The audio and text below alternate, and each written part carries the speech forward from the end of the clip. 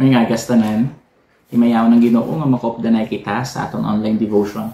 Sa ito pagsugod, pangabay kong tanan sa pagbukas sa inyong mga Bible in the book of Hebrews. Pagbasahon ko ni from verse 14 to verse 16. Chapter 4, verse 14 to verse 16.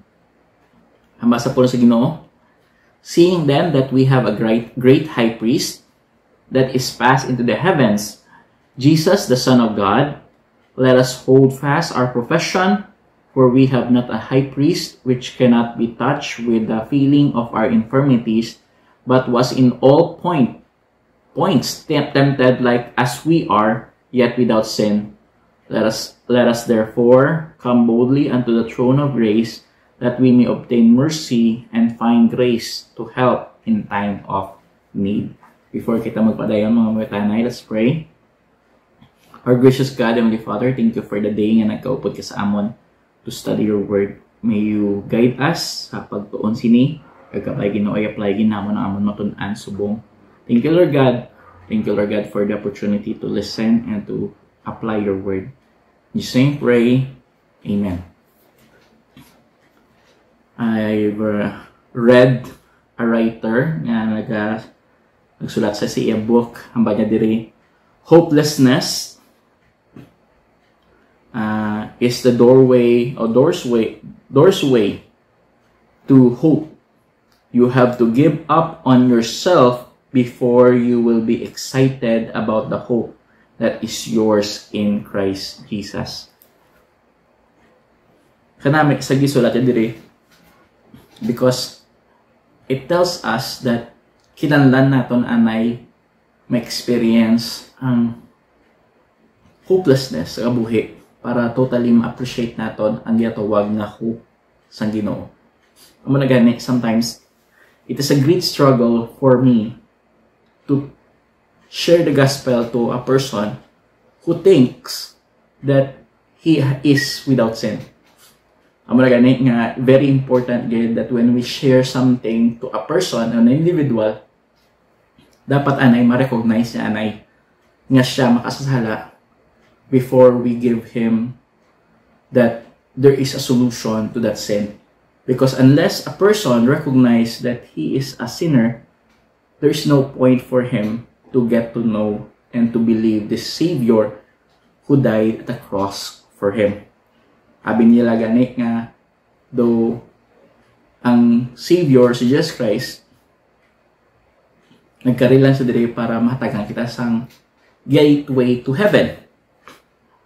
And unless we believe in Him, we will not receive that.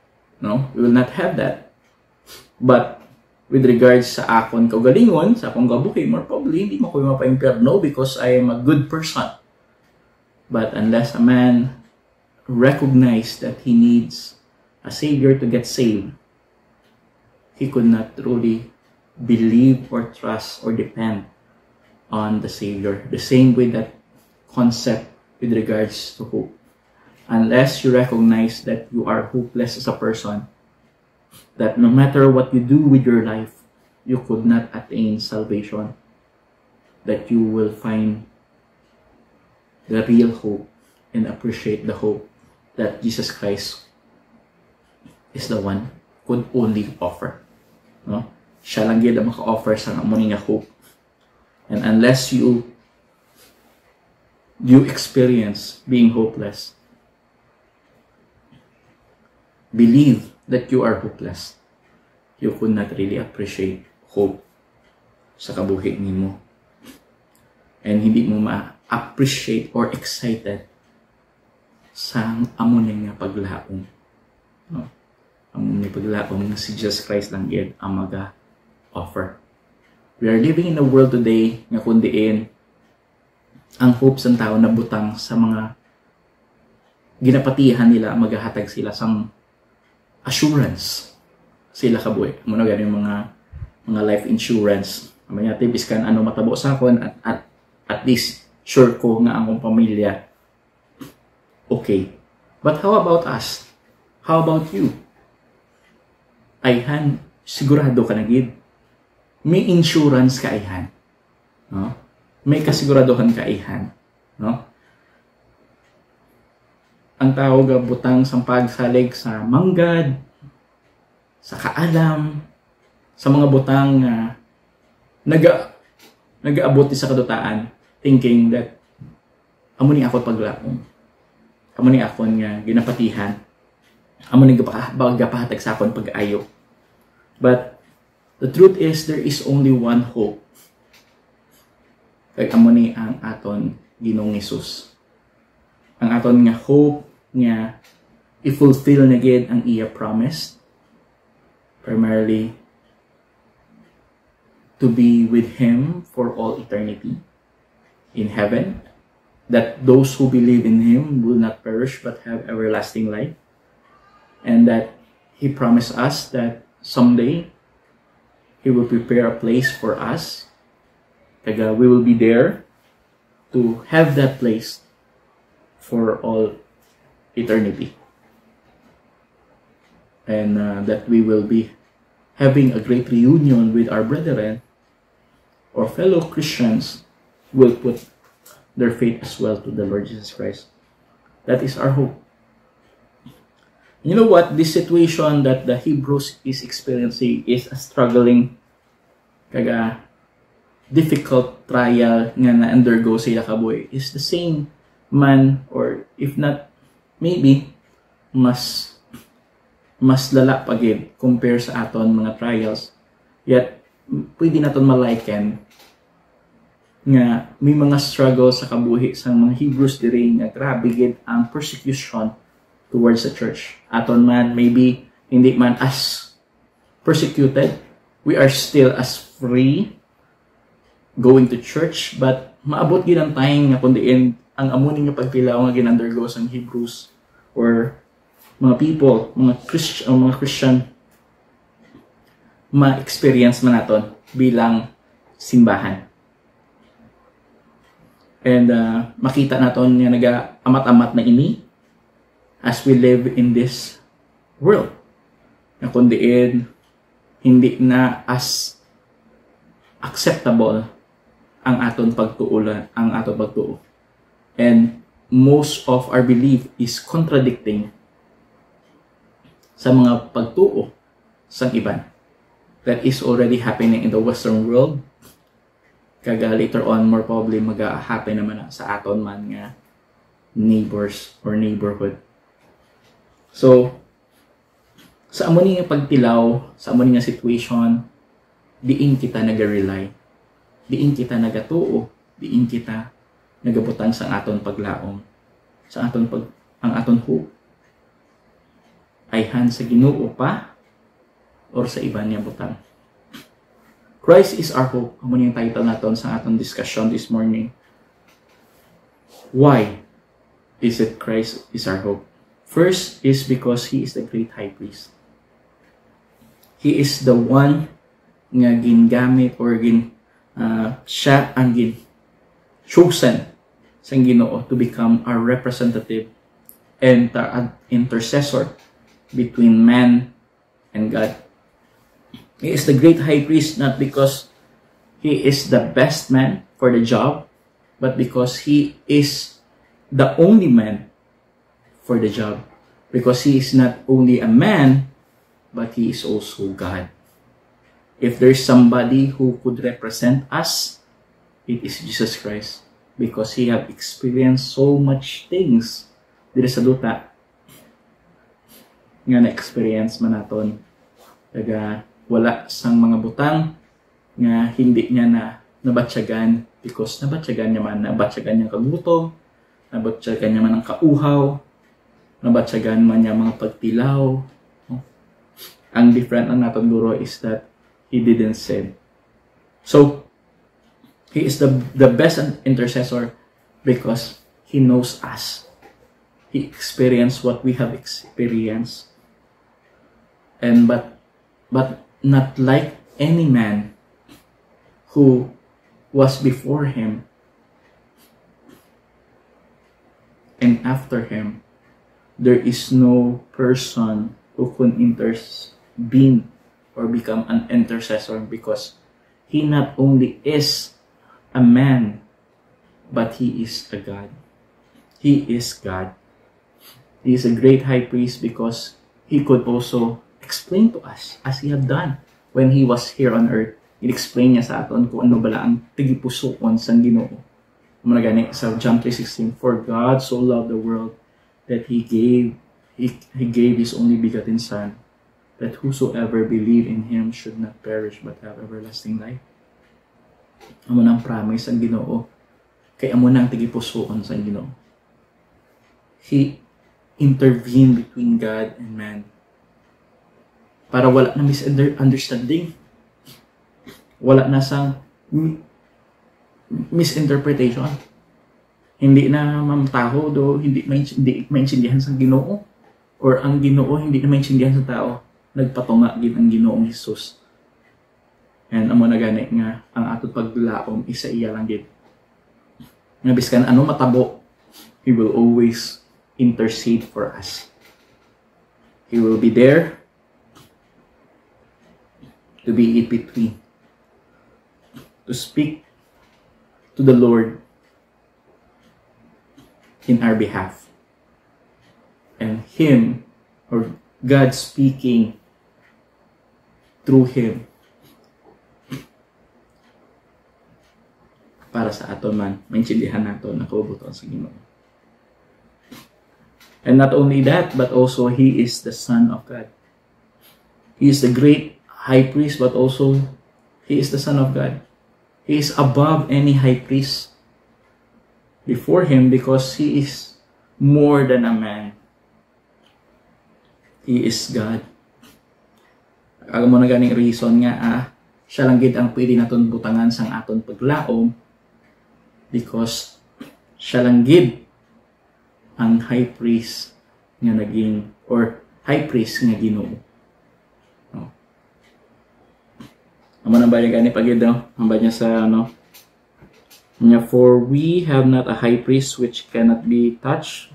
Amo niya,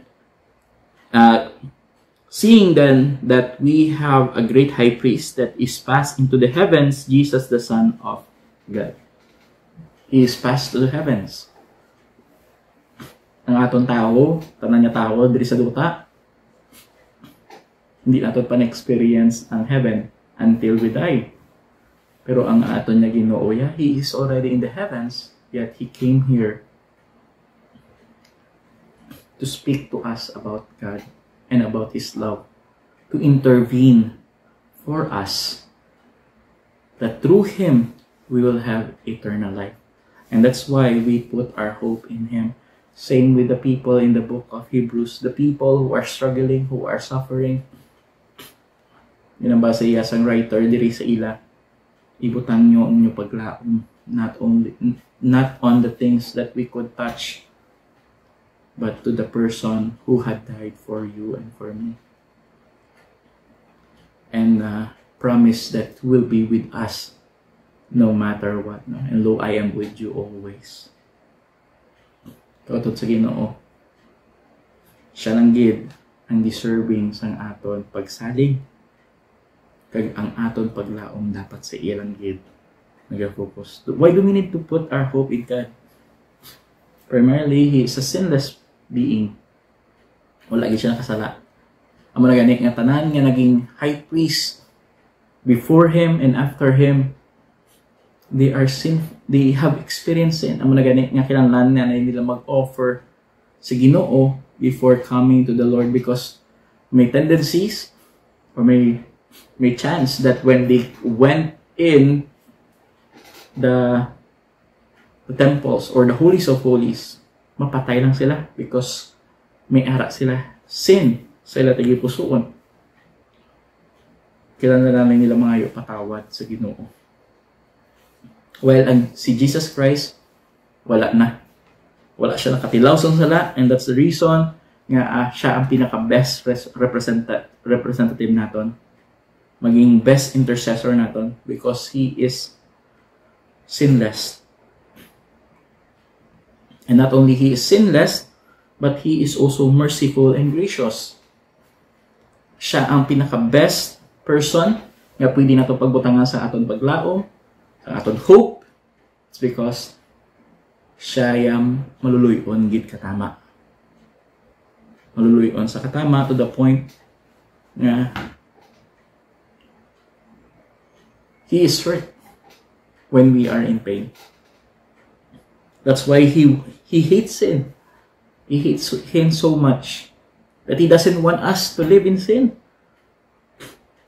That He doesn't want us to experience or be destroyed because of our sin. That's why instead of us experiencing the punishment, the full payment of sin, He took it away from us. He undergo the cross so that we won't pwede na itong butang na itong paglaom sa iya. As these people experiencing the difficulties and the trials of life, hambal sa writer sa Hebrews, sa mga Kristohanon, manya, ibutang nyo bala ang inyo pagsalig sa promesa ng Ginoo. Anong promesa ng Ginoo para sa mga tao na nagtuo sa iya? Yes, you might suffer here on earth, but this is never permanent. Maagi lang ini.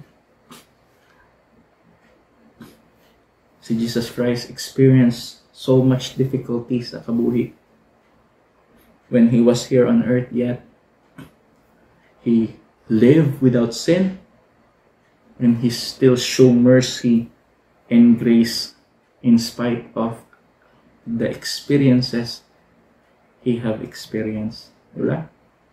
And the end of the last words naging utter ni Jesus Christ is, Father, forgive them. So, ang aton paglaom dapat kay Jesus Christ lang gid. Kaya nga asya gid ang aton paglaoman because wala isang person nga deserving nga butangan nato sa paglaom more than Jesus Christ. And third, how do we show our trust in God? And respond to that, no? Paano naton mapakita ang aton pagsalig sa Ginoo? Hindi naton pwede nga balon lang gisalig lang ko sa imo Ginoo. Hindi na iya pwede. Like what I said, no? Without experiencing, hindi ma-grow or hindi natin ma-apply. No? So, kung words lang na, you need to put it in action. So, paano na? How do we show our trust in God? By professing our faith. Living life that shows trust in God. Pakita din natin. And the world might be in turmoil, struggling, may mga problems, mga dilemmas, hindi kita yan utter sa mga words against God, or maybe ginabasol nato ng Ginoo. Or maybe magsulod sa atong paminsaron, I give up. I want to stop being a Christian. Instead, mag-strengthen pagyapon kita sa atong pagtuo. Magasalig pagid kita. May our hopelessness or the feeling of hopelessness grew or increased our hope. No? When we are discouraged, gamito natin na as a fuel to be more hopeful, more trusting, di ba? Amo na bala, no? Kung may pagtilaw gani, the more nagatamis ang paglaong naton. That someday, what we are experiencing is never permanent. And that this will vanish away. Because heaven is a place where there is no more pain and sorrow. Kaya hapal sa atod that in my Father's house there is many mansions. He will prepare a place for us. So instead of struggling, instead of allowing our suffering discourage us, use it as a fuel to remind us this is never our home. We are just a passerby. We are wanderers. Strengthen our faith. Strengthen our profession, our conviction, our trust. And second, by coming boldly unto the throne of grace, living life prayerfully. Yes, we could never really know the plan of God. Yes, we could never change every details of the plan of God. But we could pray that the plan of God and our plan will be intertwined, that we might glorify the Father in spite sa difficulties na nag-arise sa ating kabuhi. God had promised that He will listen to us if we come to Him. And in this passage, sabi niya, may paggasaligid ko sa Ginoo naton nga pamatian niya kita. We could come to Him boldly because He's a God who knows what pain is, who experienced that pain and understand us more than we understand ourselves. The people in this book, the people that this book is written for, may mga pagtilaw sila nga budlay gid, bugat gid. And sometimes magakos kung kita guro makakos guro sang makambal kita guro mabayan untat na ko. Ma-stop na ko sa pagiging Kristohanon. Apang hambas ang Ginoo paagi sa writer sini that if you're struggling, you have me. You could come to me and I will answer thee.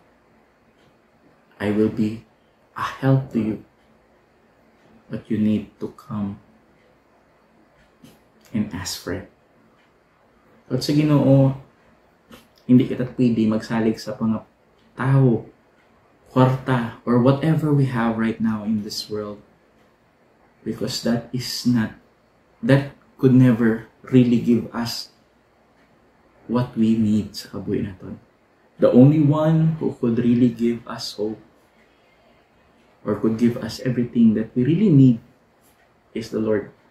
And that's why ang aton paglaom should always be centered to Him and Him only.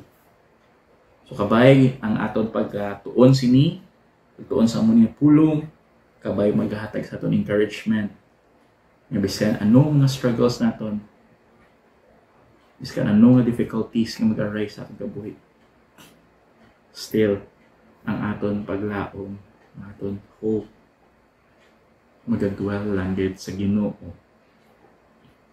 Nga napatay sa cross, ka-experience sa pagtilaw, samtang siya diri kakabuhi, that will always be our intercessor between God and man. May God bless His word for us, that we might put our faith in Him and Him only. Our hope in Him and Him only. Let's pray. Our gracious God, Heavenly Father, thank you for the reminder, Ginoo. Hindi namon pwede saligan ang amon kawalingon or anything that we have pertaining to our salvation, pertaining to our lives. You are still the one who is in control. May we put our faith in you. May we put our hope in you. That no matter what the world might try to do to us, your people, just like what the Hebrews experienced, still, ang paglaom namon is that someday we will be with you. And while we are not yet there, that time nga Ginoo, kuhaon na kami, samtang amon nga kabuhi diri, ari ka kakaupod sa amon. You will never leave us nor forsake us. Even in the most difficult moments sa amon kabuhi, you are there. And every time that we come to you in prayer, you will listen and answer according to your will and your way. Thank you, Lord God. And again, Ginoo, ginabalik namon sa iyong pagdayaw. Kagpagpasalamat. In His name pray. Amen.